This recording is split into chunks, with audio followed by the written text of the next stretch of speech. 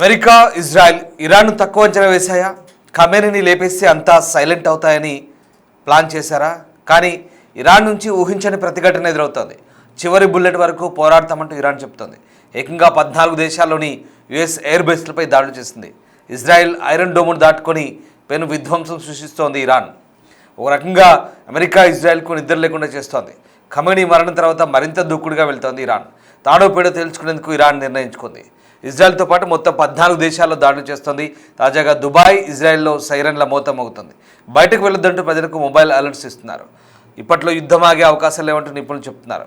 తమ target పశ్చిమాసియాలోని America స్థావరాలేనంటూ పొరుగున ఉన్న అరబ్ దేశాలకు ఎలాంటి ఇబ్బంది లేదంటూ ఇరాన్ చెబుతోంది.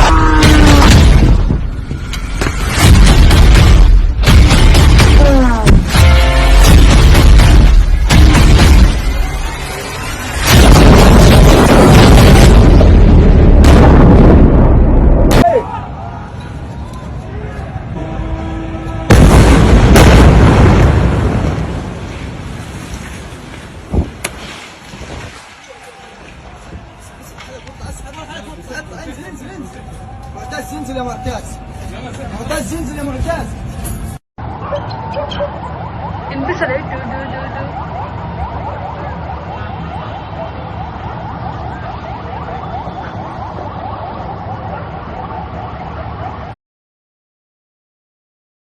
ఇరాన్ను తక్కువగా అంచనా వేశాయి అమెరికా, ఇజ్రాయెల్. ఖమేనీని లేపేస్తే అంతా సైలెంట్ అవుతారని ప్లాన్ చేశారు. కానీ ఇరాన్ నుంచి ఊహించని ప్రతిఘటన ఎదురైంది. చివరి బుల్లెట్ వరకు పోరాడతామంటూ ఇరాన్ చెప్తోంది. ఏకంగా 14 దేశాల్లోని యుఎస్ ఎయిర్ బేస్లపై ఇరాన్ దాడులు చేస్తోంది. ఇజ్రాయెల్ ఐరన్ డోమ్ను దాటుకొని పెను విధ్వంసం సృష్టిస్తోంది ఇరాన్ మిసైల్. ఓ రకంగా అమెరికా, ఇజ్రాయెల్కు నిద్ర లేకుండా చేస్తోంది ఇరాన్. ఖమేనీ మరణం తర్వాత మరింత దూకుడుగా ఇరాన్ వెళ్తోంది. తాడో పేడో తేల్చుకునేందుకే ఇరాన్ నిర్ణయం తీసుకుంది. ఇజ్రాయెల్తో పాటు మొత్తం 14 దేశాల్లో ఇరాన్ దాడులు చేస్తోంది. తాజాగా దుబాయ్, ఇజ్రాయెల్లో సైరన్ల మోత మోగుతోంది. బయటకు వెళ్ళొద్దంటూ ప్రజలకు మొబైల్ అలర్ట్స్ జారీ చేస్తున్నారు.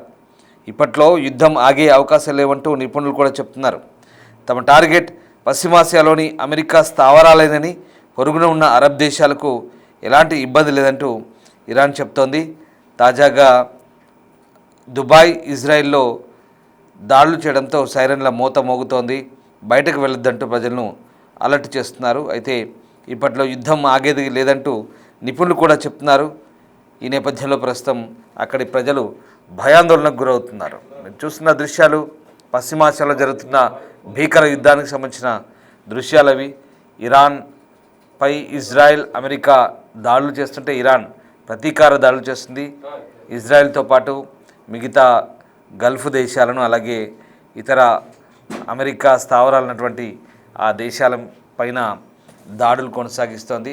దీంతో ఇరాన్ను ఇజ్రాయెల్, అమెరికా తక్కువ అంచనా వేశాయనే భావన కూడా కలుగుతోంది. మా ప్రతినిధి శివ జైన్ అవుతున్నారు. శివ, ఇజ్రాయెల్, అమెరికా ఇరాన్ను తక్కువ అంచనా వేశాయా? ఎందుకంటే యుద్ధం ఇప్పట్లో ఆగేలా లేదంటూ నిపుణులు చెప్తున్నారు. ఇరాన్ కేవలం ఇజ్రాయెల్ మాత్రమే కాదు, చుట్టూ ఉన్నటువంటి 14 దేశాలను కూడా మిసైల్తో దాడి చేస్తూ అమెరికా స్థావరాలను విధ్వంసం కలిగిస్తోంది. ఇరాన్ బలాన్ని తక్కువ అంచనా వేశాయా? అలాగే అమెరికా కూడా ఇటు ఇరాన్ తక్కువ అంచనా వేసినట్టుగానే తాజా పరిణామాలు చూస్తుంటే అర్థమవుతుంది. అంటే ఖమేనీని అంతమందిస్తే అంతా సైలెంట్ అయిపోతారని ఒక ప్లాన్ వేసింది. కానీ ఇరాన్ నుంచి ఊహించిన ప్రతిఘటన ఎదుర్కోవడంతో ఇరు దేశాలు కూడా ఎదుర్కొనే పరిస్థితి కనిపిస్తుంది. చివరి బుల్లెట్ వరకు పోరాటం కూడా ఇరాన్ ముందడుగు వేస్తుంది. ఏకంగా 14 దేశాల్లోని యుఎస్ ఎయిర్ బేస్లపై ఇరాన్ దాడులు చేస్తుంది. ఇజ్రాయెల్ ఐరన్ డోమ్లను దాటుకుని వెనువిధ్వంసం సృష్టించేందుకు ప్రయత్నాలు చేస్తుంది. ఇరాన్ మిసైళ్లను వినియోగిస్తోంది. ఒక రకంగా అమెరికా, ఇజ్రాయెల్ కు నిద్ర లేకుండా చేస్తుంది ఇరాన్.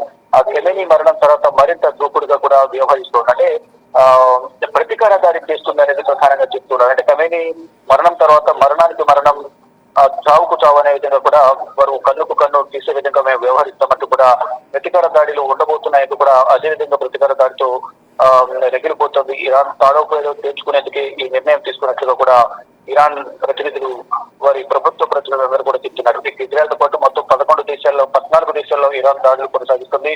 అంటే తాజాగా దుబాయ్, ఇజ్రాయెల్ లో సైరన్ లో మోతం అవుతోంది. ఆ మోత వల్ల బయటకు వెళ్లొద్దంటూ కూడా ప్రజలకు మొబైల్ అలర్ట్స్ కూడా జారీ చేస్తున్నారు.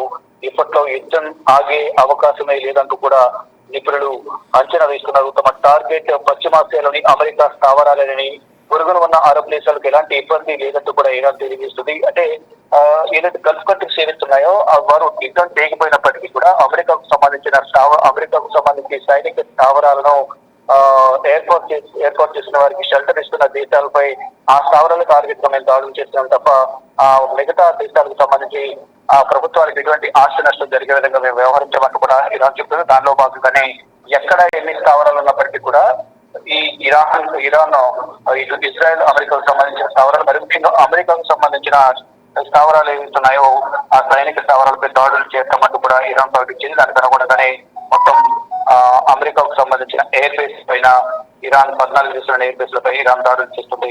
ప్రజెంట్ చూసుకుంటే కనుక దాడులు ప్రతిదాడులతో 28వ ప్రారంభమైన యుద్ధం 7వ రోజు కూడా కొనసాగుతుంది. శివ, అంటే యుద్ధం ఇంకా ఎన్ని రోజులు చేసుకుంటారు ఇరాన్ అలాగే ఇజ్రాయెల్, అమెరికా ఈ దాడులు ఇంకా ఎన్ని రోజులు కొనసాగే అవకాశం ఉంది? నిపుణులు ఏం చెప్తున్నారు?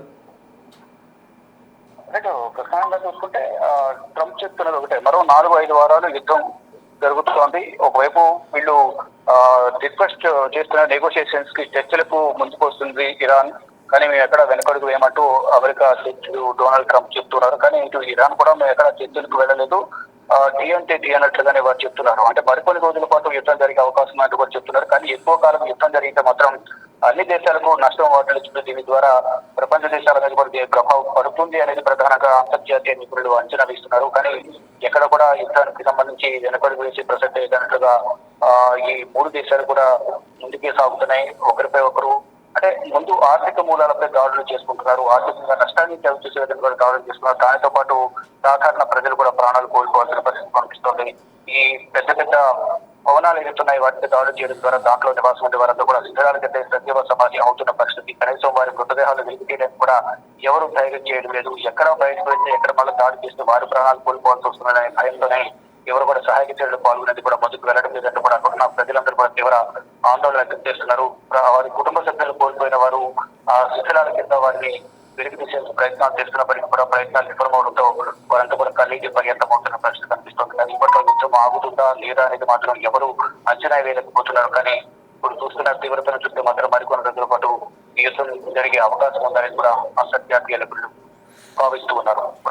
అంటే శివ, ఇప్పటి వరకు ఎంతమంది చనిపోయారని లెక్కలు చెప్తున్నాయి రెండు ఇరువైపులా? అలాగే ఇక యుద్ధం అంతం కావడానికి చివరికి కన్క్లూజన్ ఎలా ఉండబోతుంది? అంటే జనరల్గా ఈ యుద్ధం ముగింపు ప్రక్రియ సంబంధించి మరి చర్చల ప్రక్రియ ఉంటుందా, లేదంటే దీనికి ఎప్పుడు ముగింపు అంటే ఏం చెప్తాం? ముగింపు సంబంధించి అందరూ కూడా శాంతి చర్చలు జరపాలి, యుద్ధం ఆపాలి, యుద్ధం ఆపకపోతే ప్రపంచానికి ముప్పు అనేది ప్రధానంగా అందరూ భావిస్తున్నారు. మరి ముఖ్యంగా గల్ఫ్ కంట్రీస్ ఏవైతున్నాయో వారి దేశ భద్రతకు ముప్పు వాటిల్లబోతోంది. కానీ మాపై ఎందుకు దాడులు చేస్తున్నారు? దాడులు అంటే దాని ప్రభావం అనేది ప్రధానంగా యుద్ధం మొదలైంది అమెరికా, ఇజ్రాయెల్, ఇరాన్ మధ్య. కానీ మధ్యలో ఉన్న మా మీద ఎందుకు దాడులు చేస్తుంది ఇరాన్ అనేది ఒక ఆగ్రహం వ్యక్తం చేస్తున్నప్పటికీ కూడా వారు డైరెక్ట్ గా చెప్తూ ఉన్నారు, మీరు ఆశ్రయం కల్పించారు కాబట్టి మేము దాడులు చేస్తున్నాం అనేది ఇరాన్ చెప్తూ ఉంది. కానీ యుద్ధం ఇప్పుడు ఆగుతుందా? చర్చలు ఎప్పుడు ప్రారంభమవుతాయి?